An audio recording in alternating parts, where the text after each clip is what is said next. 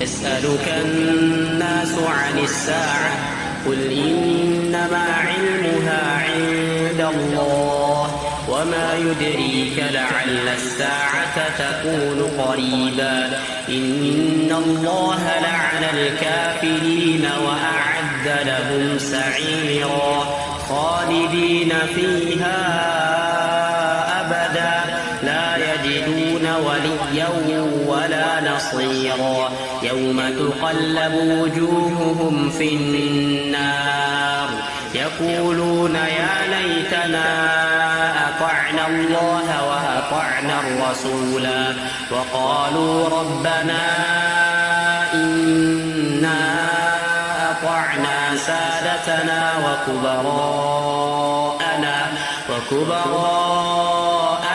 فأضلونا السبيلا ربنا آتهم ضعفين من العذاب والعنهم لعنا كبيرا.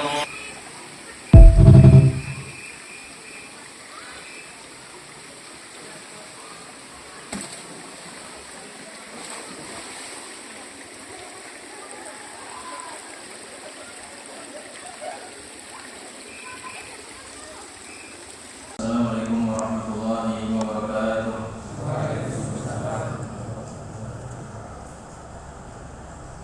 Alhamdulillahirabbil alamin. Wassalatu wassalamu ala asyrafil anbiya'i wal mursalin Muhammadin ibn Abdullah ibn Abdul Muttalib sallallahu alaihi wasallam wa ala alihi wa sahbihi ajma'in wa tabi'ina lahum bi ihsanin ila yaumiddin. Wa nahnu ma'ahum insyaallah rabbul alamin. Qala Allah ta'ala ya ayyuhalladzina amanu taqullaha haqqa tuqatih wa la tamutunna illa wa antum muslimun. Wa qala 'azza wa jalla wa innaka la'ala khuluqin 'adzim. Wa qala nabiyyuna Muhammad sallallahu alaihi wasallam man yuridillahu bihi khairan yufaqihuhu fid-din. Wa qala kadzalika fi hadits sharif khairun nasi ahsanuhum akhlaqan. Wa qala wa khaliqin nasa bi khuluqin hasanin. Sadaqallah wa sadaqa rasulul karim. Allahumma amin ya rabbal alamin. Ma'asyiral muslimin, azani wa azakumullah. Para hadirin yang berbahagia, bapak-bapak, ibu-ibu, mas-mas, nanti kelompok pemuda, sedikit oleh bapak ini, dan mbak-mbak, bapak-bapak, saya mohon ibu-ibu, izinkan kami yang Allah takdirkan lahir agak belakangan daripada penjenengan ini mayoritas. Mohon izin untuk berdiri di atas, yang sebelumnya di bawah, dan karena panitia melihat suka bergonta-ganti posisi ya, karena sifatnya itu, maka tanpa saya minta membuatkan tempat seperti ini. Ini termasuk akhlak mulia, masya Allah, dari panitia khususnya dan para jamaah secara umum. Saya tidak bisa memberikan balasan yang hanya bisa memberikan balasan setipan Allah Subhanahu wa taala. Berkaitan dengan akhlak mulia, maka itu akan menjadi tema beberapa pertemuan ke depan. Setelah dengan izin Allah Subhanahu wa taala kita merampungkan tema-tema berat, tema akidah, tema manhaj, tema bantahan terhadap sekte sesat, berat-berat. Apakah ini ringan? Belum tentu ya. Akhlak ini mungkin renyah, ringan di teori, tapi prakteknya bisa jadi lebih sulit ya. Karena akhlak ini ada dua, nanti saya sebutkan. Nanti saya akan rinci akhlak yang memang jadi tabiat Allah ciptakan dari lahir gitu. Yang kedua jenisnya adalah akhlak yang kita usahakan. baru membentuk karakter orang tersebut. Sebelum ke rincian yang agak sulit nanti, izinkan di awal-awal muhadharah ini kami menyebutkan urgensi pentingnya sesuatu, pentingnya akhlak. Sepenting apa sih akhlak? Akhlak ini mirip tapi beda. Ya, akhlak ini mirip seperti tata krama, unggah-ungguh kalau orang Jawa ini, unggah-ungguh. Cuma ada perbedaan. Ya, cuma ada perbedaan. Bedanya akhlak ini yang Allah dan Rasulnya perintahkan adalah ada batasan syariatnya. Kalau unggah-ungguh orang Jawa itu lekat dengan mengikuti adat, dan adat ini fleksibel sesuai dengan kondisi tertentu, kondisi tempat. Ada orang di situ minuman khamar. Kalau ada orang Jawa ya, monggo gitu ya. Apa seperti itu Islam tidak? Justru malah tidak boleh monggo. Ini haram gitu ya, tapi dengan lembut. Monggo tobat gitu ya. Monggo ya, masuk neraka kalau nggak tobat. Nah, itu bedanya. Makanya akhlak ini ada sedikit persamaan, yaitu suatu kelembutan antara unggah-ungguh. Perbedaannya sangat mencolok ketika sudah di lapangan. Akhlak barometernya adalah syariat, ya. Bukan sekedar membahagiakan orang lain. Ya. Kalau unggah-ungguh ini lebih dekat ke membahagiakan orang lain. Walaupun membagikan orang lain ini juga pahala, tapi tetap ada koridor syariatnya. Membagikan orang lain karena dia suka topi miring gitu ya, apa ini minuman keras. Apakah kemudian saya berikan? Ini saya gratis, masya Allah saya traktir babi guling. Tidak bisa. Nah, makanya ini sangat penting sekali, ada kaitannya dengan halal haram dan juga akhlak. Di awal ini insyaallah taala kita akan sebutkan dalil-dalil pentingnya urgensi akhlak karimah, akhlak yang mulia, karena seseorang akan semakin semangat dalam beramal saleh, semakin semangat dalam melakukan sesuatu, dalam beramal saleh, semakin semangat dalam melakukan sesuatu ketika ada motivasinya, ada motif di balik itu, baik dari sisi akal, di sisi dunia atau sisi syariat. Kita akan semakin semangat kerja ketika sama bos diiming-imingi ya. Tapi kalau dari awal ini nggak jelas gajinya ini, jangan-jangan kita udah capek akhir bulan, ya, nggak digaji, malah kabur gitu kan bos ini. Tapi kalau dari awal dia amanah, insya Allah sudah ditulis gaji pokok 10 berapa? 10 miliar, masya Allah, juta ini kurang nggak ya? Ini kira-kira pelajaran kerjanya semangat atau males-malesan? Semangat ini, masya Allah. Cuman sebulan kok segitu. Saya biasanya 1 juta aja capek-capek ini 10 miliar. Maka semakin semangat. Nah ini akhlak ini bukan hanya 10 triliun Pak, tapi surga yang nilainya tidak terhingga. Ma la yanfa'u wala udun sami'at wala khatara ala qalbi bashar. Surga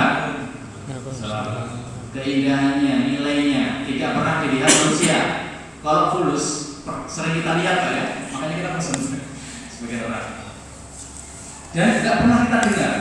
Mungkin kita nggak pernah mendengar kemewahan fulan, ya, Bill Gates misalnya. Masya Allah kita semangat. Surga ini tidak pernah didengar, saking agungnya. Apa yang kita dengar itu lebih besar daripada itu nilainya. Bahkan panjenengan membayangkan, menghayal, cantiknya bidadari, jauh itu masih kalah di surga. Wala khatara ala qalbi bashar. Yang ditertik dalam hati surga lebih agung dari itu. Nah, ketika seorang itu semangat, ada motivasinya tadi, maka akan semangat kerja. Itu dunia. Apalagi ini akhirat. Kenikmatan yang bukan hanya sesaat, yang sering kita nikmati, minum seenak apapun, sesaat. Makanan juga gitu, tidak lebih dari 2 detik, 3 detik rampung, setelahnya kesakitan di kamar mandi. Sedangkan akhirat ini tidak ada kesakitan, juga tidak khawatir akan lenyap habis karena selama-lamanya. Makanya berikut kami sebutkan, karena kita yakin akan janji Allah dan Rasulnya di dalam Al-Quran dan Sunnah. Adapun hadis dulu ya. Rasulullah SAW bersabda ya, di Sunan Abu Dawud dan disahihkan oleh para ulama, Imam Nawawi, Albani dan yang lain. Rasulullah bersabda, "Ana za'imun fi baitin fi rabatil jannah liman taraka al-mira wa in kana muhibban." Kata Nabi, saya sebagai penjamin ya, sebagai penjamin untuk orang bisa masuk surga yang agak bawah, Pak. Yang penting dia nggak masuk neraka, agak pinggir. Bagi orang yang meninggalkan debat kusir, walaupun dia di atas kebenaran. Ini hadisnya agak panjang ya. Saya menjamin orang masuk surga tapi agak pinggir dikit, agak bawah dikit. Bagi yang meninggalkan debat kusir, debat kusir itu apa? Debat yang tidak ada tujuan jelas, debat yang tidak menggunakan dalil syar'i, ya. Debat yang tujuannya bukan mencari kebenaran, ngeyel-ngeyelan. Maka barang siapa mengetahui hadis ini, maka dia akan meninggalkan debat itu, walaupun dia di atas kebenaran. Udah, saya ngalah saja. Ngalah bukan berarti kalah. Dapat surga di baitin fi rawatil jannah. Dapat rumah di surga agak pinggir, agak bawah.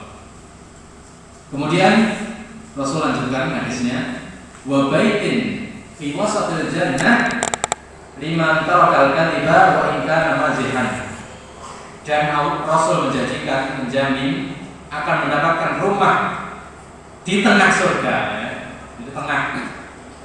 Yang tadi agak bawah, yang ini tengah, antara atas dan bawah dari tengah wasatil jannah liman tarakal kadhib wa in kana mazihan. Barang siapa yang menahan nafsu untuk meninggalkan bohong walaupun dia bercanda. Jelas ini maksudnya. Untuk pemuda ini yang suka ngeprank gitu. Ngeprank itu apa, Mbak? Makanan apa lagi? Pak Bambang atas ya, ngeprank. Itu atas. Bapak, kalau menjelasin nanti ya. Jangan dipraktekkan gitu ya. Walaupun dia hanya bercanda, tapi bohong. Dia meninggalkan itu lillahi ta'ala, bayangkan ya, mendapatkan surga di tengah-tengah. Hanya ini hati-hati, yang suka ngeprank, bercanda, ya. Bohong ini walaupun bercanda, banyak yang bahkan meninggal, banyak yang sakit jantung, potong gitu. Padahal ini bercanda. Hati-hati. Meninggalkan sesuatu mendapatkan surga luar biasa. Yang terakhir, yang intinya yang terakhir ya. Allah Rasul bersabda, wa bi baitin fi a'la jannah liman hasuna khuluquhu. Rasul menjamin rumah di surga yang paling tinggi, Firdaus ya, dekat dengan arsy Allah Subhanahu wa taala. Barang siapa yang baik akhlaknya, liman hasuna khuluquhu. Luar biasa ya ini ya. Hasuna khuluquhu, baik akhlaknya, surga tertinggi, bukan hanya surga biasa.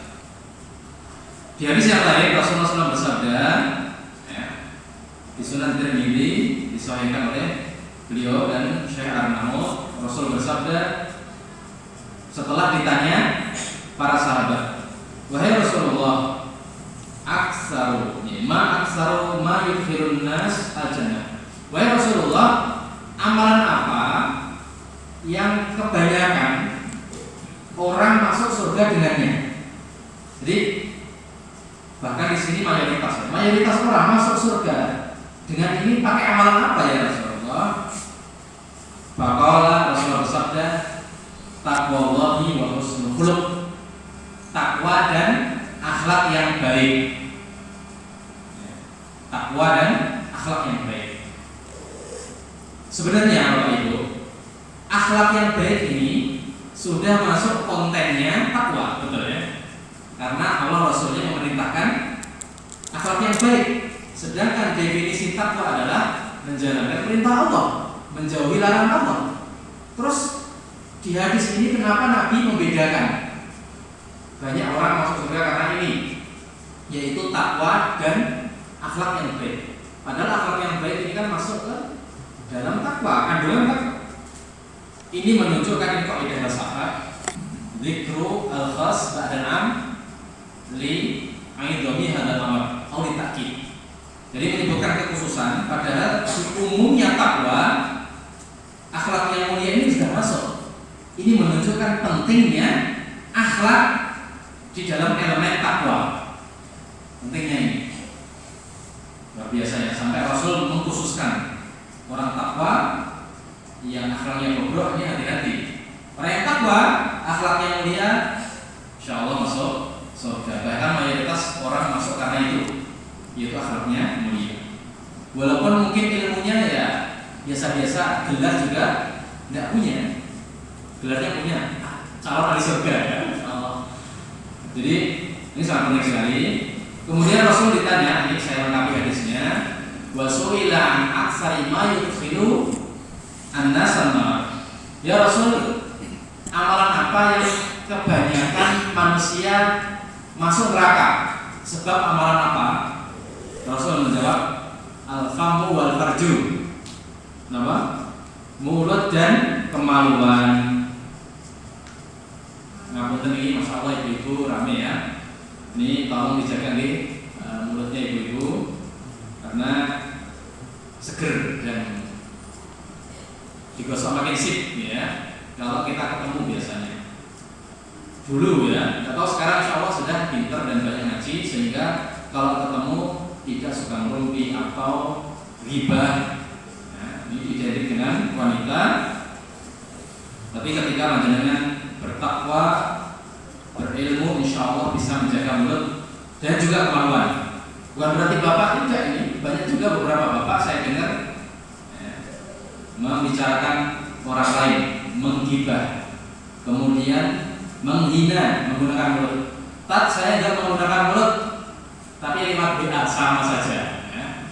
Entah itu di Facebook, status atau WA atau di kolom komentar, tulisan mewakili mulut, tulisan mewakili lisan, tulisan mewakili lisan.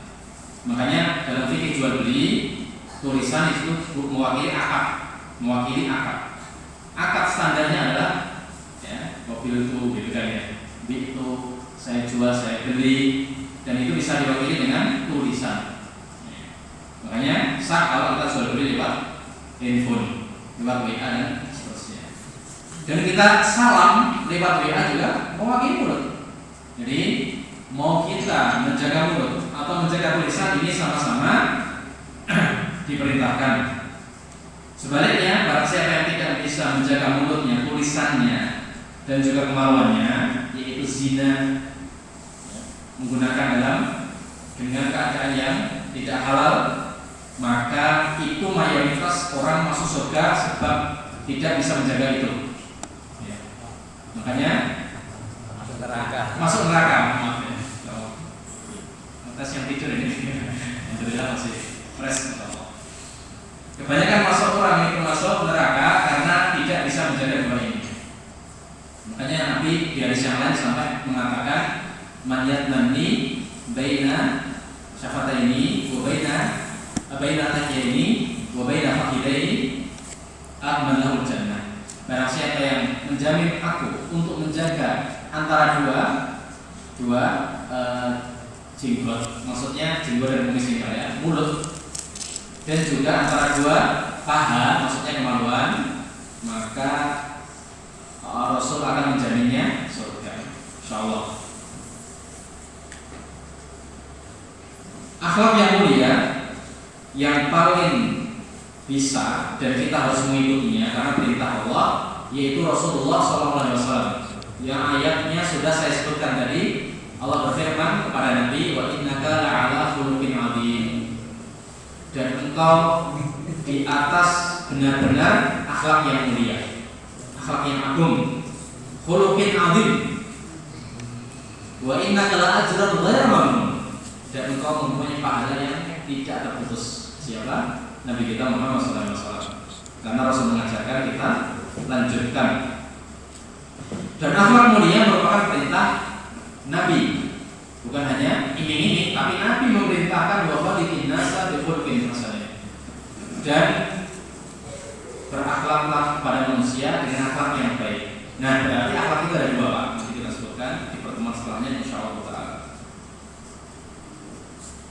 Lanjutan hadisnya masih banyak ya. Yang terakhir aja lah. Rasul bersabda, "Akmalul mu'minina imanan ahsanuhum khuluqan." Hadis riwayat Tirmidzi dan yang lain sahih. Orang yang beriman yang paling sempurna imannya adalah yang paling baik akhlaknya. Jadi jenengan mentensah, sedih, khawatir, saya miskin, saya ilmunya biasa-biasa saja, tapi jenengan punya gelar tinggi yaitu imannya yang sempurna ketika akhlaknya mulia. Ketika akhlaknya mulia. Nah, setelah kita mendengarkan beberapa motivasi dari ayat dan juga hadis Rasulullah SAW karena kita seorang mukmin, maka saya mulai masuk ke pembahasan yang lebih rinci, yaitu masalah akhlak. Apa itu akhlak? Dari tadi ngomong akhlak, saya nggak paham ini. Akhlak ini apa sih? Akhlak itu, Bapak Ibu sekalian, suatu sifat maknawi di dalam diri manusia yang aslinya tidak terlihat di kasat mata, tidak kasat mata aslinya. Misalnya, kalau panjenengan diam saja ini Pak, tidak bergerak, apakah saya bisa menilai Anda? Insya Allah yang akhlaknya bagus. Tidak, saya tidak bisa. Jadi pada dasarnya akhlak ini suatu sifat batin yang terletak pada dalam diri manusia. Sifat dalam batin manusia yang nanti dikeluarkan itu efek saja ya. Jadi luarnya nanti saya tangannya untuk apa, mulutnya ngomong apa, jalannya bagaimana sesuai akhlak mulia itu hanya efek yang aslinya di dalam hati. Makanya akhlak ini suatu sifat maknawi yang di dalam hati, dalam hati. Adapun khuluq, jadi nggak apa-apa tulis. Ada khuluq, ada khalaq. Kalau tidak ada harokat, kita tidak bisa. Tidak apa-apa, tidak usah. Kalau tidak ada harokat, kita tidak bisa membedakan kha, lam sama qaf. Kalau kita bacanya khalq, ciptaan, maksudnya bentuk luar. Tapi kalau khuluq dalam bahasa Arab berarti akhlak yang dimaksud sifat dalam hati ini, yang nanti efeknya keluar dalam khalq. Nah, gimana Pak? Udah bingung? Sifat yang dalam hati ini beda dengan sifat luar. Kalau sifat luar, warna kulitnya putih, masya Allah, berarti akhlaknya bagus, belum tentu. Lihat, cakep, cantik atau ganteng, bukan ganteng Pak ya. Ganteng atau ganteng? Ganteng itu makanan Mas ya? Iya. Bentar, ejaannya biar gak salah. Ganteng. Kalau saya ngomong ganteng berarti makanan ya? Yang kecambah gitu ya? Ganteng itu bahasa Jawa itu ganteng. Iya, ganteng. Iya. Pokoknya itulah. Ganteng atau cantik itu bukan akhlak. Itu bukan akhlak. Makanya Allah Subhanahu wa taala tidak memberi pahala gara-gara itu saja. Ya. Karena Allah ciptakan itu ya seperti itu. Ya. Tapi Allah ngasih pahala yang sifat dalam ini, yang disebut akhlak, suatu sifat dalam hati. Kalau yang sifat dohir nggak bisa membedakan kita.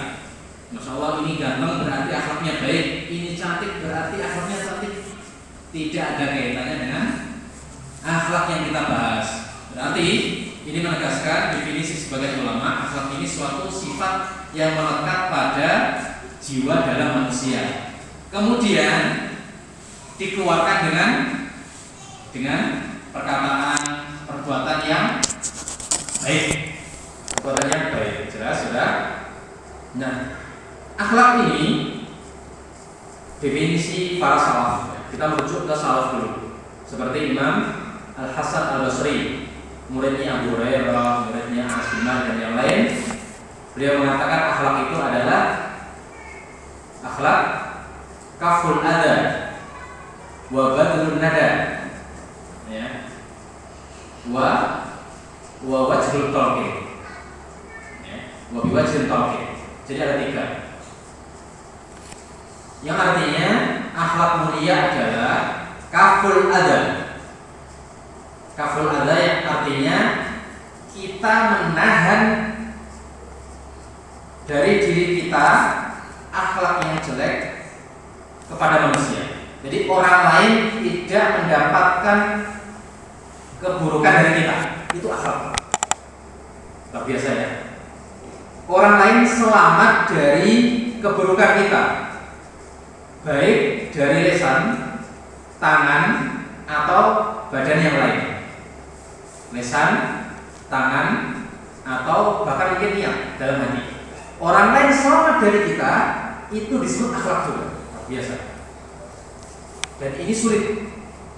Ketika orang sudah kumpul lama, banyak dari mereka tidak bisa menjaga lisan, tidak bisa menjaga tangan, pengennya mukul aja gitu. Kalau Anda bisa menahan nafsu ini, menyakiti orang lain, menggunjing orang lain, memukul orang lain. Kadang nggak mukul Pak, hanya jekuk gitu ya. Tapi itu kadang bikin sakit hati. Jadi seperti ini.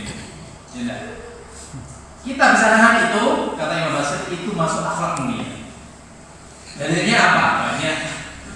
Rasul bersabda di Sahih Muslim dan yang lain, sahih hadisnya, al-muslimuna man salimal muslimuna min lisanihi wa yadihi. Orang muslim yang benar-benar Islam, ya, adalah yang orang muslim lain selamat dari lisan dan tangannya. Luar biasa ya ini. Kita belum ngasih sesuatu ini Pak ya. Kita hanya gibah aja Pak ya. Padahal kita mampu untuk ngomong jelek ke dia, karena kita kadang nafsunya gitu, atau mukul dia, tapi kita menahan itu. Itu akhlak mulia. Bahkan kata Nabi, dia muslimnya sejati, ya. Muslimnya sejati. Dari yang lain Rasulullah bersabda, ya, la yu'minu, ya, la yu'minu.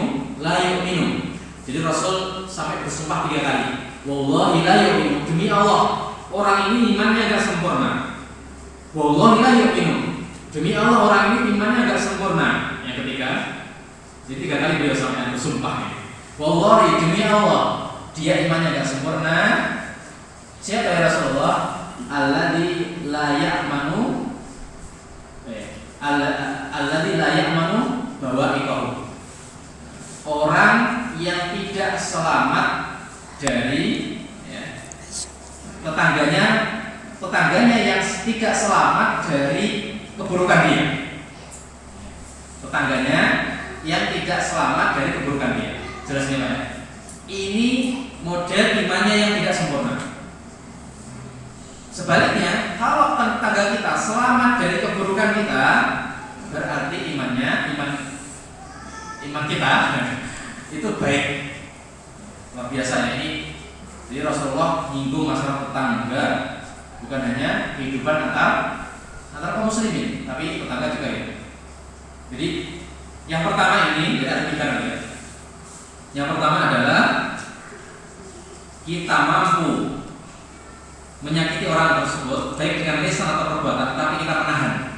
Ketika kita menahan lillahi ta'ala, maka ini jenis akhlak yang pertama. Yang kedua, kata Imam Hasan Basri, wa badlun nada, yaitu memberikan. Kalau yang pertama tadi menahan, luar biasa, menahan aja ini akhlak. Apalagi memberikan. Air minum amanah, ini akhlaknya masya Allah amanah sekali. Jadi badlun nada adalah memberikan. Jadi memberikan ini bisa memberikan harta, duit, gitu ya Pak ya, atau memberikan tenaga. Ini juga akhlak. Jadi memberikan itu umum, sedekah itu umum. Bahkan sedekah dengan senyuman itu sedekah. Itu luar biasa kalau kita lebarkan. Tabassumuka fi wajhi akhika sadaqah. Kalau ketemu kalian senyum dengan saudaramu ini sedekah. Jadi sedekah itu tidak harus pakai harta. Senyum aja bisa sedekah. Kalau ini yang senyum sebagian aja ini. Yang lain masih luar biasa. Jadi memberikan senyuman, memberikan salam, apalagi tambah salam ini. Assalamualaikum. Sunnah, yang menjawab wajib. Kesepakatan ulama. Memberikan senyuman, memberikan tenaga. Kalau tetangga, kalau saudara ada yang membutuhkan tenaga Anda, mungkin dia udah cukup duit, tapi saya butuh tenaga ini. Yaitu, tolong saya mau pindahan rumah, gitu ya. Atau saya macet mogok mobilnya karena ditunjukkan link itu Pak ya, butuh didorong. Maka yang lain nggak gunanya uang yang dia punya kalau dia pelit tenaga. Tapi sampingnya fakir, tapi ayo saya dorong untuk starter motor atau mobil, maka akhlaknya mulia. Kata Imam Hasan Basri, badrun nada, yaitu memberikan apa yang dia mampu. Mampunya uang kasih uang, mampunya tenaga bantu dengan tenaga, itu akhlak mulia. Saya nggak punya tenaga karena sudah tua, bantu dari jauh ya, dengan senyum lebar gitu, cukup sama. Ya, luar biasa. Jadi Islam itu memberikan sesuatu sesuai yang dimampu, sesuai yang dimampu saja. Ada pun yang tidak mampu, sudah tidak dipermasalahkan. Kemudian yang terakhir, ya, semuanya itu ini penutup kata Imam Hasan Basri ini sebenarnya tambahan ya, yaitu semuanya dengan wajah yang berseri-seri. Maksudnya apa? Ada orang yang selamat dari kejelekannya. Ada orang selamat dari kejelekan. Definisi pertama, akhlak mulia adalah saya bisa menahan dari saya untuk orang lain tidak mendapatkan kesusahan dari saya. Itu akhlak mulia. Saya mampu mencela misalnya, tapi saya tahan. Saya mampu mukul, saya nggak memukul. Ini akhlak baik, sepakat ya. Orang lain selamat dari kejelekan kita, sepakat. Tapi kalau cemberut gitu Pak ya, ini kira-kira kurang pas atau gimana? Tetap kurang. Makanya sempurna, dia sudah selamat dari godaan, selamat dari celaan orang lain, plus mendapatkan senyuman. Maka orang tersebut insya Allah masuk terhadap hal-hal yang diwajibkan Nabi tadi, yaitu akhlaknya baik, akhlaknya sangat baik sekali. Jadi pertemuan yang pertama ini fokusnya pada definisi takwa, urgensi takwa, dan contoh-contoh sekilas tentang takwa. Ya. Akhlak mulia dan takwa tentunya, karena akhlak mulia ini masuk ke konteks takwa. Jadi saya harapkan tidak ada orang yang membedakan, wah saya takwanya nggak apa-apa, nggak usah takwa gitu ya. Yang penting akhlaknya mulia. Ini salah persepsi. Saya nggak apa-apa nggak takwa, nggak usah jilbaban gitu ya. Yang penting kan hatinya baik gitu ya. Yang penting akhlaknya mulia, suka ngasih tetangga makanan, suka ngasih minuman, suka bantu. Tapi akhlak kepada Allah buruk. Ini salah persepsi. Berarti saya tambahi, para ulama banyak yang mengatakan akhlak ini ada dua. Akhlak terhadap Allah atau kepada Allah atau bersama Allah. Yang kedua akhlak bersama manusia atau dengan manusia. Tidak ada gunanya kita akhlak kepada Allah, kepada manusia, masya Allah gitu ya, murah senyum, suka ngasih. Tapi ketika Allah perintahkan aqimus shalah wa atuz zakat, tegakkan sholat dan tunaikan zakat, tidak mau. Berarti tidak ada gunanya akhlak baik terhadap manusia. Jadi ada dua ya. Hablum minallah, akhlak kepada Allah ini harus baik dulu, baru akhlak kepada manusia, atau bareng sama saja. Ibarat dalam suatu hari, akhlak kepada Allah oke, akhlak kepada manusia juga oke. Dan kurang sempurna juga imannya orang yang akhlaknya kepada Allah baik, akidahnya mantap, muwahhid. Muwahhid itu apa? Yang istrinya satu. Sebagian orang menafsirkan gitu lah, muwahhid yang satu, maksudnya mengisahkan Allah Subhanahu wa taala. Meyakini Allah itu hanya satu dari sisi rububiyahnya, uluhiyahnya, dan juga asma wa sifat. Masya Allah bagus, ibadahnya mahdoh bagus, tidak pernah absen tahajud, tapi akhlak kepada manusia nol. Perangannya buruk, suka menggunjing, suka mukul, bahkan menyakiti, menindas, merampas, mencuri. Maka di sisi Allah juga kurang sempurna.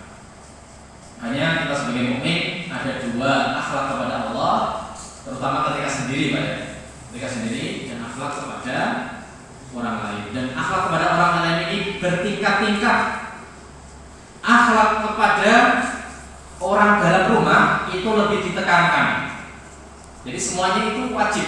Akhlak kepada orang jauh yang saya tidak kenal di sini, ibu, bapak-bapak, ini wajib. Akhlak kepada tetangga lebih wajib. Akhlak kepada orang tua lebih wajib lagi, lebih ditekankan. Jadinya banyak. Rasul ditanya, ya Rasulullah, man ayyun nasi ahaqqu bi suhbati? Wahai Rasulullah, manusia siapa yang paling berhak bi husni suhbati, yang saya nemeninya, atau akhlak yang saya tekankan lebih baik yang mana dulu? Tanya. Rasul bersabda, ummuka. Sumaman, kemudian siapa ya Rasul? Ummuka, ibuka, ibumu. Kemudian siapa lagi ya Rasul? Ibumu. Kemudian siapa lagi ya Rasul? Yang keempat, bapakmu. Berarti ibu ini luar biasa ya. Akhlak yang harus kita tekankan untuk ibu. Sampai 3 kali tingkatannya, 3 derajat ibu-ibu ya. Sebagai ibu dengan atau sebagai anak karena masih punya orang tua misalnya. Yang keempat baru bapak. Yang kelima siapa? Baru saudara yang lain. Yang mungkin ke samping, ke bawah anak, atau mungkin ke atas kakek itu. Intinya dalam rumah atau kerabat. Setelah itu baru tetangga. Rasul bersabda, "Mangkana yu'minu billahi wal yawmil akhir falyukrim jarahu." Barang siapa yang iman kepada Allah dan hari akhirnya itu sempurna, hendaklah memuliakan tetangganya. Bahkan malaikat Jibril itu suka turun tangan, suka turun dari langit. Rasul bersabda, gara-gara mewasiati tentang tetangga. Rasul bersabda, mazal Jibril, mazal Jibril yusini bil jari hatta dhanantu annahu sayuwarisu. Yang artinya bolak-balik malaikat Jibril ini terus mewasiatkan kepadaku akan pentingnya tetangga, menghormati tetangga, jangan menyakiti tetangga, ngasih sesuatu tetangga. Sampai aku, maksudnya Nabi, mengira tetangga ini akan mewarisi hartaku kalau aku mati gitu ya. Sampai seperti itu. Mazal Jibril yusini fil jar. Malaikat Jibril terus mewasiatkanku tentang pentingnya tetangga. Sampai saya kira tetangga ini berhak mendapatkan warisan. Saking pentingnya tetangga. Jadi pertama, yang paling berhak, yang perlu diutamakan untuk kita baiki akhlaknya, akhlak kita kepadanya adalah ibu kandung nih Pak ya. Kemudian bapak, baru ini yang lain, misalnya adik, kakak, mbaknya, masnya, adiknya, kemudian neneknya, kakeknya, kemudian anaknya, cucunya, dan di samping paman dan seterusnya. Baru yang ketiga, kelompok yang ketiga tetangga. Tetangga ini ada yang dekat, yang tahu, ada yang jauh. Ya. Wal arjal jambi wal arjal junub, kata Allah Subhanahu wa taala. Ada tetangga yang dekat, ada tetangga yang jauh. Tetangga yang dekat adalah yang nempel rumah kita. Itu tetangga dekat, Pak. Yang tetangga jauh berarti yang kelihatan satu rumah. Yang jauh lagi 2 rumah. Jadi lama ini beda pendapat. Ada yang 10 rumah ke jauh, nah itu yang jauh gitu ya. Yang menggoda. Ada yang rumah kelihatan rumah, kebatasan rumah 3 itu masih dekat. Kemudian kelompok yang ketiga yang harus kita baiki ini akhlaknya adalah orang lain. bukan klasifikasi dua tadi, keluarga kita dan juga bukan tetangga kita, berarti orang lain yang bukan tetangga, bukan saudara serahim. Ini juga wajib karena Rasul bersabda, wa khaliqin nasa bi khuluqin hasanin, dan bermuamalah kepada manusia dengan akhlak yang baik, gunanya apa sih kok sampai dibeda-bedakan tadi ya? Orang yang dekat, orang yang agak dekat, yang jauh, yang agak jauh, bedanya apa? Saya bisa jawab. Kalau semuanya wajib diakhlaki gitu ya, diakhlak baiki, apa bedanya klasifikasi tadi? Bedanya adalah ketika benturan haknya harus kita tunaikan dalam satu waktu. Misalnya anak soleh ini diperintahkan ibunya, "Le, anjur temani aku ke pasar." Sekarang bapaknya nggak mau kalah, "Nah, temani aku sekarang ke sawah." Ini kontradiksi Pak ya, nggak bisa dikumpulkan. Maka kita harus berbuat baik kepada siapa? Manut siapa? Ibu. Jelas. Kalau bapak kita memerintahkan, "Lihat pesawat dalam satu waktu," wah ini teman saya deket di masjid ini, Pak Bambang misalnya, "Pak, lagi WA saya, Masya Allah, ayo kita jalan-jalan misalnya, tak takdir." Kita taat kepada orang tua atau ke teman tadi Pak? Ke orang tua. Itu faedahnya klasifikasi tadi. Ketika kita diminta, kita harus berbuat baik akhlaknya, maka pentingnya klasifikasi urutan terbaik di antara yang saya sebutkan tadi. Wallahu bisawab. Demikian sekilas mukaddimah dari silsilah akhlak mulia dan silsilah akhlak tidak mulia. Jadi akan kita sebutkan insyaallah pertemuan setelahnya lebih detail tentang akhlak-akhlak yang mulia itu apa saja, akhlak-akhlak yang buruk itu apa saja. Setelah kita sudah sebutkan alhamdulillah dengan izin Allah urgensi, definisi, dan sedikit contoh, karena tanpa contoh definisi atau pengertian ini tidak akan dipahami sempurna. Maka insya Allah pertemuan selanjutnya akan kita sebutkan contoh-contoh di lingkungan dan juga dalil-dalilnya akhlak-akhlak yang mulia dan juga akhlak tercela. Jadi tercela ini juga disebut akhlak. Jadi akhlak itu kalau disebutkan orang itu seringnya adalah akhlak baik, tidak masalah. Tapi kalau kita lihat konteks beberapa dalil, akhlak kita ada dua, akhlak mulia dan akhlak tercela. Maka itu akhlak dan mau masawidul akhlak, akhlak yang mulia dan akhlak yang tercela. Makanya di dalam dalil tadi ketika saya sebutkan kan ahsanul akhlaq, yang terbaik akhlak yang baik. Berarti di sana ada akhlak yang buruk yang patut kita pelajari juga agar supaya kita mudah menghindari. Kadang Pak Bu, kita mengira ini akhlak baik padahal buruk karena kita kurangnya ilmu. Bukan karena kita kurang akhlak baik, enggak. Masya Allah akhlaknya baik, suka ngasih. Tapi tidak tahu akhlak baik itu batasannya apa. Contohnya ya, Masya Allah suka ngasih, harus ada batasan. Ngasih ini dia lagi puasa Ramadan, ayo kasih minum. Ini nggak bagus juga akhlaknya. Jadi ada batasannya. Berarti ini akhlak buruk. Yang kedua, kadang orang mengira itu baik, padahal buruk. Ya. Seperti suka marah, ya, tidak suka memaafkan, dan seterusnya, suka memuji dan sebagainya. Kadang itu mengira itu baik, tidak masalah untuk kemaslahatan, padahal itu ada yang buruk karena kurangnya ilmu. Makanya bab akhlak, bab ilmu itu dia jadi satu. Seperti suami istri, tidak mungkin ilmu tanpa akhlak dan kurang sempurna akhlak tanpa ilmu. Karena akhlak itu tidak sempurna kalau kita tidak mempelajarinya. Makanya penting sekali ini dari panitia membantu kami untuk membahas tentang akhlak, karena Allah puji Nabi kita Muhammad dengan pujian yang sangat bagus. Wa innaka la'ala khuluqin 'adzim. Wahai Nabi, engkau itu punya akhlak yang agung. Kemudian suatu hari Aisyah ditanya istrinya, "Wahai Aisyah, akhlaknya Nabi itu apa?" Aisyah menjawab, "Kana khuluquhul Quran." Akhlaknya Nabi adalah Al-Quran itu sendiri. Jadi ketika kita mempraktekkan syariat, ketika kita menjalankan Al-Quran Sunnah, maka itu akhlak mulia. Karena akhlak itu ada dua, yaitu bersama Allah dan juga yang kedua adalah bersama manusia. Maka barang siapa yang sempurna dua elemen ini, maka insya Allah mendapatkan pahala surga Firdaus bersama Rasulullah SAW. Allahumma amin ya rabbal alamin. Demikian kilas mukadimah tata akhlak pertemuan full dengan segala bentuk elemen dan segmennya.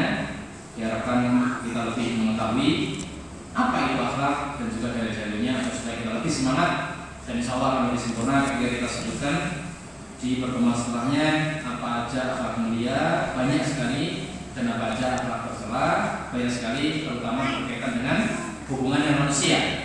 Adapun dengan Allah, intinya hanya tiga. Kalau ada kabar dari Allah, kita benarkan, samina wa ta'na. Yang kedua, kalau ada perintah larang, samina wa ta'na, kita jalankan. Kalau ada kabar dari Allah tentang sifat Allah, tentang gaib, kita benarkan. Kalau ada perintah larang, kita jalankan dan kita jauhi. Kalau ada takdir dari Allah Subhanahu wa taala, kita sabari. Kalau ada nikmat, kita syukuri. Itu akhlak kepada Allah Subhanahu wa taala, dan itu di luar pembahasan kita ini. Ya. Saya tekankan itu akhlak, salah satu jenis akhlak, dan sudah kita bahas lebih detail di pertemuan yang tahun-tahun lalu. Tapi pertemuan sekarang dan seterusnya insya Allah akan kita detailkan akhlak terhadap manusia. Karena mungkin kita sering melihat orang yang ilmunya tinggi, gelarnya tinggi, tapi akhlak kepada manusia nol. Maka ini kurang sempurna di hadapan Allah dan Rasulnya. Mudah-mudahan kita bisa bertemu Rasul di surga kelak. Allahumma amin ya rabbal alamin. Kita sholat insya Allah. Mungkin kita sesi tanya jawab. Kalau ada yang ditanyakan monggo. Kalau sibuk pada isya harus segera nanam. Monggo silakan, tidak ada masalah. Pelajaran wajibnya sampai isya. Pelajaran sunnahnya di sesi munakasyah atau diskusi setelah isya insyaallah taala. Akhirul kalam. Assalamualaikum warahmatullahi wabarakatuh. Waalaikumsalam. يسألك الناس عن الساعة قل إنما علمها عند الله وما يدريك لعل الساعة تكون قريبا إن الله لعن الكافرين وأعد لهم سعيرا خالدين فيها أبدا لا يجدون وليا ولا نصيرا يوم تقلب وجوههم في النار يقولون يا ليتنا أطعنا الله وأطعنا الرسولا وقالوا ربنا إنا أطعنا سادتنا وكبراءنا فأضلونا السبيلا ربنا آتهم ضعفين من العذاب والعنهم لعنا كبيرا.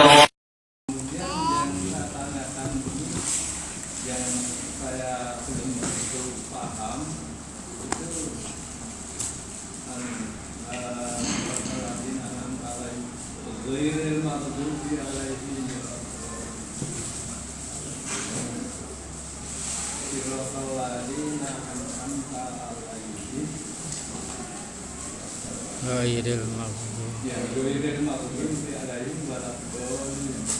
Ya, itu bukan orang-orang yang dimurkai dan orang-orang yang sesat. Ini yang saya bagaimana sesungguhnya penafsirannya itu saja.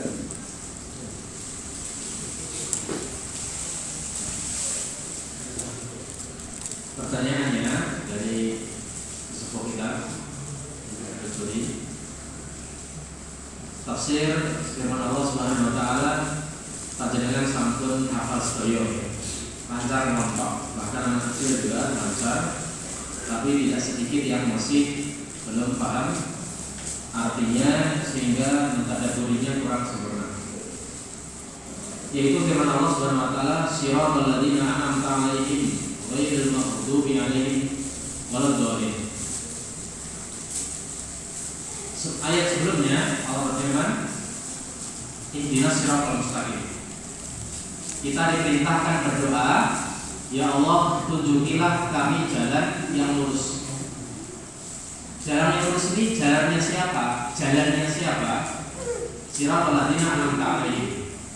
Yaitu jalan-jalan yang Engkau beri nikmat di dalamnya. Allah tafsirkan di surat An-Nisa, "Wa may yuti'illah wa rasulahu fa ulaika ma'al ladzina an'ama Allahu 'alaihim minan nabiyyin was-siddiqin wasyuhada'i was-shalihin wa hasuna ulaika rafiqa." Orang yang taat pada Allah dan Rasulnya, mereka mendapatkan nikmat bersama orang yang mendapatkan nikmat nanti di akhirat. Mereka adalah jalannya para nabi, para siddiqin seperti Abu Bakar Siddiq, Aisyah dan kawan-kawan. Wassalih wasyuhada, yaitu orang yang mati syahid, orang yang berjihad fisabilillah. Kemudian yang terakhir adalah orang soleh. Kalau kita nggak bisa jadi nabi, nggak mungkin lah. Kemudian jadi siddiq bisa, tapi sulit. Mujahid, syahid bisa, ya. Sulit juga kadang-kadang kita mau berangkat takut istri jaga gitu ya. Yang terakhir soleh minimal soleh ini. Jadi itu tafsir dari siratal ladzina an'amta 'alaihim, yang Engkau beri nikmat atas mereka. Mereka ini siapa? Jalan-jalan para nabi, orang soleh, seperti syahid dan orang siddiq. Ini wajibnya kita mempelajari jalan mereka. Jalan para nabi itu ngapain saja, orang soleh itu ngapain saja dan seterusnya. Beliau menanyakan, ghairil maghdubi 'alaihim, yang artinya arti terangnya adalah yaitu bukan jalan orang-orang yang engkau murkai, engkau benci, engkau marahi, dan bukan orang-orang yang tersesat. Jadi ini pentingnya mengetahui kebaikan dan keburukan. Kita berdoa pada Allah mendapatkan hidayah jalan orang baik yang 4 tadi, nabi, siddiqin, syuhada, sholihin. Dan kita berlindung dari supaya tidak memasuki jalan yang dibenci, dimurkai dan yang sesat. Berarti kan konsekuensinya kita harus mengetahui jalan yang baik dan buruk. Jelas ya Pak ya? Supaya kita bisa siratal mustaqim. Nah, baik dan buruk, yang buruk maksudnya yaitu orang yang dimurkai dan orang yang sesat. Nah ini tafsirnya macam-macam. Intinya, kenapa kok dimurkai? Karena dia sudah tahu kebenaran tapi tidak menjalankan. Ini orang definisi dimurkai kenapa? Allah lebih marah gitu ya daripada yang kedua nanti. Semuanya marah, cuma yang pertama itu lebih marah. Dia sudah tahu kebenaran tapi tidak menjalankan, bahkan menyesatkan orang lain untuk ikut jalan tersebut, orang yang dimurkai ini. Makanya tafsir yang kedua, dan ini tidak kontradiksi. Ada suatu hadis Nabi SAW, mereka adalah orang-orang Yahudi yang dimurkai ini. Yang pertama, al-maghdub 'alaihim, orang yang dibenci, dimurkai, dimarahi Allah ini orang-orang Yahudi. Kenapa? Karena mereka tahu kebenaran. Nabi Muhammad itu Nabi, Muhammad SAW itu Nabi, tapi gara-gara fanatik, kok lahirnya bukan dari orang-orang Ibrani, gitu ya, orang-orang golongan dari Israel, tapi kok dari Arab. Gara-gara itu cemburu, akhirnya tidak mau mengikuti kebenaran, padahal mereka tahu. Yaktubuna yajidunahu maktuban indahum fit Taurat. Mereka mendapati kata Allah di surat Al-A'raf, mendapati sifat-sifat Nabi itu di Taurat. Ya'muru bil ma'ruf kata Allah, wa yanha 'anil munkar, wa yuhillu lahum thayyibat, wa yuharrimu 'alaihimul khaba'ith. Mereka mendapati sifat Nabi itu dengan sifat-sifatnya, di antaranya amar ma'ruf nahi munkar, mengharamkan yang haram, menghalalkan yang halal. Tapi mereka tidak mau beriman.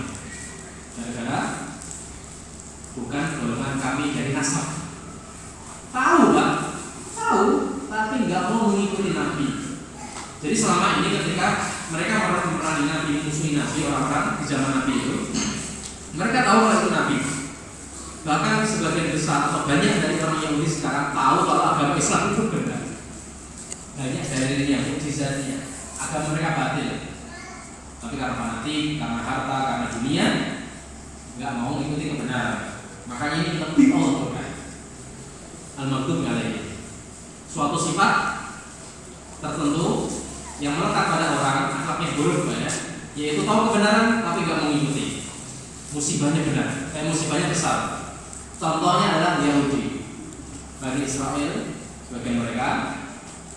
Maka siapapun dari kaum muslimin yang mengikuti jalan mereka, maka masuk ke ayat ini. Ayat tafsir dua ulama tadi itu tidak bertentangan, yaitu suatu sifat umum, orang yang tahu kebenaran tapi tidak mengikuti. Tafsir yang kedua adalah mereka maksudnya adalah Yahudi atau Bani Israel. Maka ini jenis dari tafsir variasi, maka bisa dikompromikan, tidak bertentangan, yaitu semuanya benar. Adapun yang kedua, walad dhalin, amin. Amin ini tambahan ya, artinya adalah mustajib atau kabulkanlah ya, tidak masuk ke ayat. Dhalin adalah yang tersesat.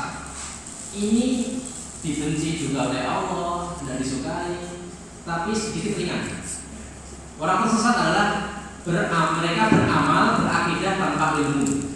Kalau yang pertama, orang yang dimurkai adalah tahu ilmunya, tapi nggak mau mengikuti. Yang kedua, nggak tahu ilmunya, tapi berani ibadah. Mereka adalah tafsir kedua, orang-orang Nasrani. Mereka tersesat. Kenapa disebut tersesat? Karena mereka ibadah bukan dasarnya ilmu. Mereka menunjukkan bahwasanya Allah itu lebih daripada tiga ya. Bapak, siapa dulu? Anak, satunya lagi Roh Kudus. Nah, ini tanpa ilmu sama sekali ya. Jadi mereka tersesat, memang blank sama sekali. Atau kalau kita pinjam bahasa mereka, sifat domba tersesat itu mereka aslinya ya. Domba tersesat, domba lebih mending ya, domba halal bagi tersesat, itu lebih tepat ya, bagi tersesat. Nah itu Pak, jadi tafsir ulama untuk yang dolim ini adalah pertama sifat, yaitu orang yang semangat ibadah tapi bukan dasar ilmu, yaitu ahli bid'ah, orang yang suka mengada-adakan dalam agama Islam ritual tanpa dalil, dan tapi dia meyakini itu benar. Nah ini dolim, tersesat. Tafsir yang kedua adalah mereka itu Nasara, maksudnya ini jalan-jalan orang Nasrani, kita berlindung dari mereka. Dan dua tafsir ini juga tidak bertentangan, karena yang menyebutkan Nasrani ini hanya contoh saja, contoh dari kaum non-muslim yang beribadah tanpa ilmu adalah orang-orang Nasrani ya, orang Nasrani. Walau disebab kita berlindung dari ibadah tanpa ilmu, diantaranya yang mengadakan dalam agama, termasuk Nasrani yang Allah sebutkan di akhir surat Al-Hadid, surat Al-Hadid. Ibtada'una fama ra'awah haqqa ri'ayatiha. Saya masih ingat awal ayatnya. Jadi orang-orang Nasrani itu warahbaniyatan ibtada'uha ma ra'awha haqqa ri'ayatiha. Orang-orang pastor, orang-orang rohib, para rohib pastor Nasrani itu, mereka suka buat ibadah baru. Di antaranya adalah mereka masuk gua maksudnya siapa? Mereka masuk gua, terus nggak mau makan minum selama bertahun-tahun. Itu mesti hidup ya. Pokoknya mereka ibadahnya gitu, nggak mau nikah, nggak mau, pokoknya maksudnya nikah resmi, kalau kawin berkali, nggak mau nikah resmi dan sebagainya. Kemudian pakai jubah cantik, masuk ke gua atau masuk ke ruangan khusus di gereja. Ini ibadah kita, mendekatkan diri pada Allah katanya. Korban mereka. Kata Allah, mereka buat bid'ah ini, tapi akhir-akhirnya tidak menjalankannya. Allah celah.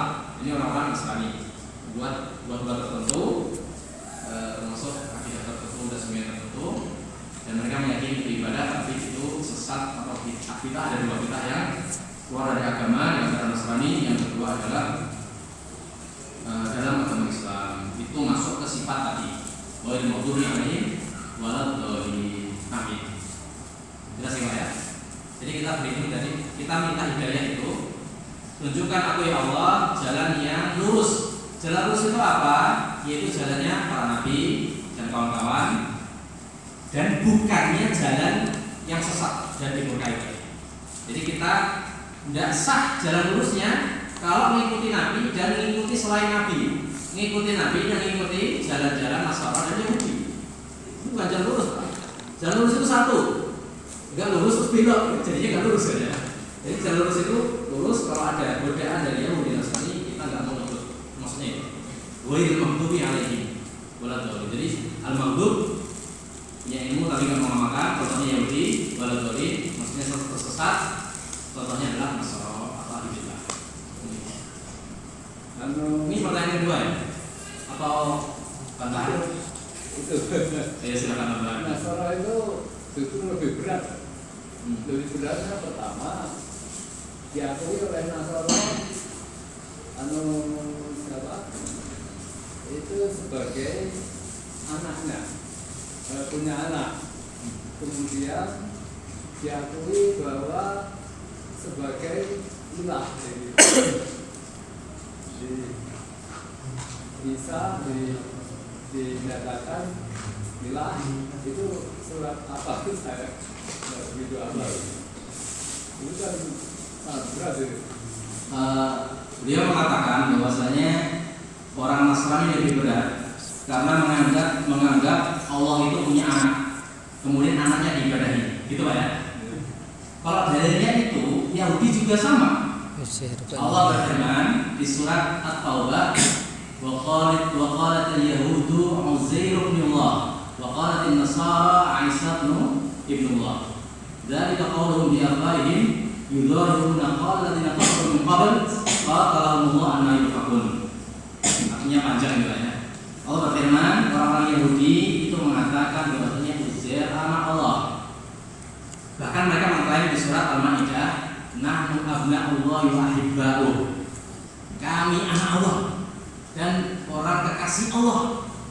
Bukan hanya mengklaim bahwasanya Allah punya anak yang bernama Uzair tadi dan diibadahi, bahkan mengklaim kami itu anak Allah. Lebih parah mana coba?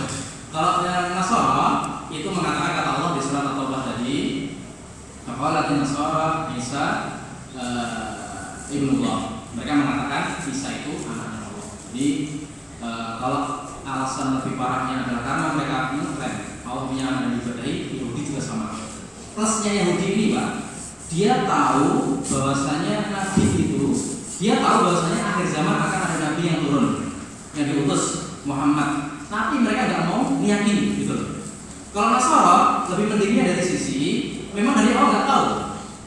Mereka mengira Nabi terakhir itu Nabi Isa. Tapi ya, dan mereka nggak tahu kalau ternyata ada Nabi lain, yaitu Nabi Muhammad SAW. Maka sedikit wajar kalau tersesat. Tapi tetap namanya tersesat tetap ahli neraka. Tapi Yahudi ini sudah Allah kabarkan di Taurat, bahkan Injil sebenarnya. Cuma orang Yahudi lebih tahu daripada orang Nasara. Orang Yahudi mereka suka belajar, suka dan cerdas-cerdas. Tahu di Taurat mereka bahwasanya Nabi Muhammad akan turun, akan diutus. Sifat-sifatnya ini, dan ketika mereka menunggu, jadi tujuannya kenapa mereka tersebar, salah satunya di Madinah.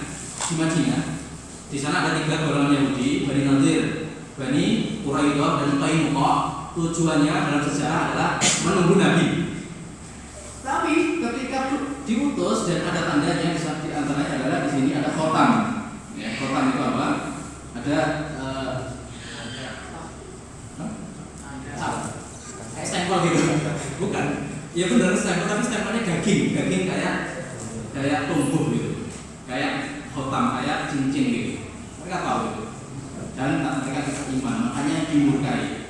Jadi kesesatan yang ada di Nasara Yahudi punya. Yahudi plus-plusnya apa? Ya, di surat Ali Imran Allah mengatakan ya'rifunahu kama ya'rifuna abna'ahum. Orang Yahudi ini mengetahui kenal Nabi sebagaimana mengenal anak mereka. Tapi sayangnya tidak mau mengikuti Nabi, makanya Allah murka di situ. Jadi dari sisi ini lebih tersesat. Allah bisawab, sudah waktunya Pak ya. Nanti kalau ada tambahan bantahan atau apa, insyaallah di pertemuan selanjutnya. Ngapunten bapak-bapak yang lain, terlalu semangat jadi tidak ada yang top. Kalau misalnya ada yang moderator kan kita kasih tulisan ya, cukup 5 menit jawabannya gitu. Jawaban mengeluarkan yang ada. Insyaallah kita lanjutkan ke depan dan rezeki yang melimpah sehingga ada konsumsi lagi gitu. Mudah-mudahan kita diberi ilmu, konsumsi yang terbaik yaitu konsumsi roh. Seorang bisa tidak mati ya tanpa iman walaupun hartanya banyak, karena matinya ilmu, matinya zikir. Rasul bersabda, masalah dzikirullah wala dzikirullah kama masalul hayy wal mayyit. Perbedaan antara orang yang zikir mengingat Allah dan orang yang lain berlalai terhadap Allah maka seperti orang yang hidup dan mati. Maka kita berdoa kepada Allah Subhanahu wa taala agar menghidupkan hati kita dengan maksud ilmu, dengan zikir, dengan ibadah kepada Allah Subhanahu wa taala dan ilmu pengetahuan yang cukup agar supaya kita juga tidak sesat seperti orang-orang az-zalim, yaitu orang-orang yang Allah sesatkan mereka, orang-orang Nasara dan kawan-kawan. Alhamdulillah, mudah-mudahan kita mendapatkan akhlak yang baik. Insyaallah akan kita tuntaskan pembahasan ini sampai tuntas dengan izin Allah Subhanahu wa taala. Kita teruskan ke majlis. Subhanallah wa bihamdihi, asyhadu an la ilaha illa anta, astaghfiruka wa atubu ilaik. Kalau ada kata salah, kalau ada benarnya, kalau ada salahnya dari saya, dari syaitan, kalau ada benarnya dari